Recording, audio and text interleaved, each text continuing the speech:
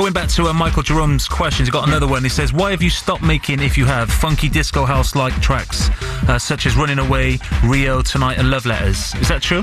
Could you say you have stopped making that style of...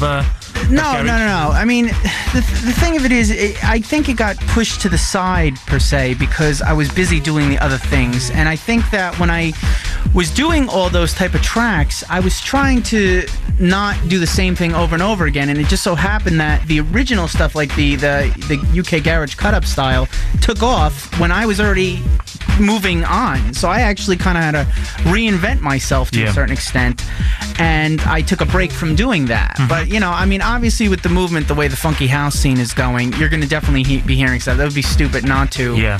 And it's, you know, it would be a nice change of pace, actually. So I have plenty of catalog of material to use to make tracks. So yeah, I'm sure, you know, you'll be hearing, you know, a couple EPs of my stuff over the next few months. Cool. I mean, what's it like working in the studio with Mr. Todd Edwards then, would you say, Matt? Do you know what? It is quite interesting to see how Todd does the way he does things, and bringing, you know, the UK vibe to what he does. It's just refreshing. Yeah. And I'm learning a few things off him. Hopefully, he's learning things off me. So yeah, it's great, and that's hard for me to say about the guy. Yeah. Cool, man. That's fair enough. That's a compliment. Got another question from Anthony Ridley, who's locked in tonight. He says, I noticed after your work with Daft Punk and you made Face to Face, the original mix, all the vocals in your releases post Daft Punk contain some sort of vocoder element, which is what Daft Punk are famous for using. Were you impressed with the way they used and worked with that effect, and, you know, has it been a kind of influence on your sound? Yeah, to be honest, before working with Daft Punk, I really didn't have an outgear or outboard piece of equipment that had vocoding ability. When I worked with Thomas in the studio, he brought this little talker box, and I loved it. And I always wanted to do something with that, but basically he introduced me to that piece, and since then I've gotten actually more professional pieces of equipment that was actually used for like a guitar or, you know, just for a live PA. But yeah, I mean, it definitely, again, just like what Matt said, when you're working with different people, you pick up a lot of different things. So I definitely got a couple influences from that. Yeah. Another question here from JC Lou, aka Sarky. I understand he's the guy responsible for ToddEdwards.net. He's got a question. Yeah. It says, he couldn't just ask me directly. He has got to call up through your show. That's right. He wants to put you, up in front of everyone on there. So it's it's a good question. He says, just wanted to know what was the reasoning behind remixing some of the old tunes such as Perfect Love, Never Far From You, etc. As you look back, are you not happy with the original productions? No, I mean, honestly, I'm not really crazy about remixing older stuff. I mean, sometimes you have to remix it because if you're going to re-release something, you want to give something fresh, something new to go with it. It's, you get a familiar sound and you change it. I mean, you change a little bit, but I think it's very common. I don't know why, I have a tendency to get singled out for that, but I think you find a lot of people remix their older stuff. But to tell you the truth, in my own heart of hearts, I really just like making original material. Yeah. I don't like looking back. I like going forward, but I'm not the only person that runs the show, and you got to do things to satisfy an array of audience. A lot of people want to get older things re-released. A lot of people want to hear remixes of stuff. So you can please some of the people some of the time, but not everyone all the time, Okay, you're going to stick around so we can get some more questions out of you? Of course. Brilliant. All right, well, let's just check out some more music from yourself. Okay. Do you want to tell us what this one is? This is, again, an unreleased mix of an Enya track, because she's really one of my biggest influences for my style, so I decided to pay homage to her by cutting up one of her tracks and remixing it. Nice. Okay, stick around, man. We'll get some more questions out of you, Todd, if you don't mind. It's all good, yeah? Not at all, man. Extra. Exclusive.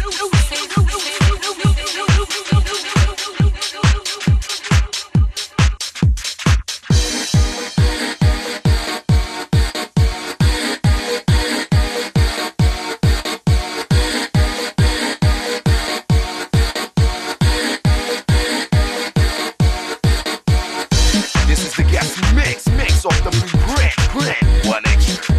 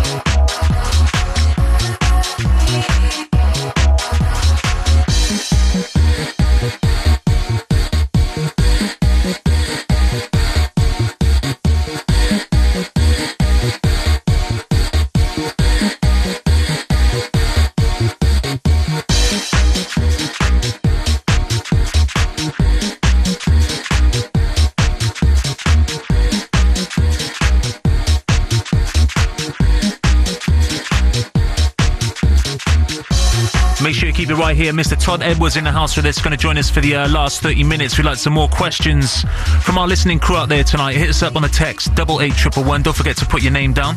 And also, you can hit us up on the email, RichieV, which is spelled RICHIEVEE, at bbc.co.uk. Right now, though, it's 9:30. We're going to get the latest TX with Lee. Hey, this is Todd Edwards, and you're listening to Blueprint with Richie Vibe V.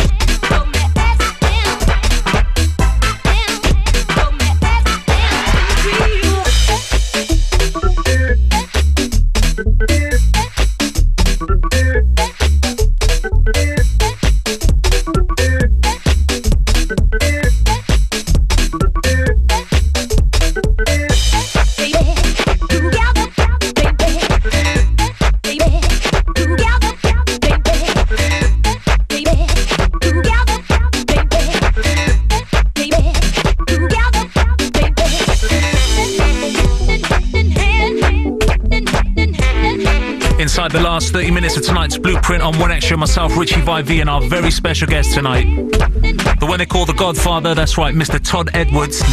And right now we're putting some questions to him from our listening crew out there. I got to big up Lady Priya as well, who's sent an email in tonight. Says, could you ask Todd this? It says, Mystery is one of her favourite tunes about at the moment. Is there a story behind the lyrics? Well, I mean, as you know, Rich, every track I do usually has some either overt or kind of more of an underlying message about God in it that's there if you want it. I try not to push my beliefs on anyone, but I also want to share the love that I feel that God has given me, and just the, I don't know, the blessings in life. And I want people to know that everything that I've gotten, and I'm not talking about success, I'm just talking about just being helped by a source greater than themselves. I want everyone to know that they have access to that just as I do. So I try to put messages about that within my music to say, look, you're down, are you having problems? Here's something that's greater than us that is there for you and that has nothing but perfect love for you. So with Mystery, it's basically talking about Jesus Christ, and it's just like, mystery that you have love for me, mystery that you died for me. And then it says, even before I could see that you had love for me even before I knew you. Now all that I am and will be a reflection of you loving me. So that's basically what the lyrics are saying. So, and like I said, the idea is that it's embedded more in the track, so this way you can take the music and enjoy that.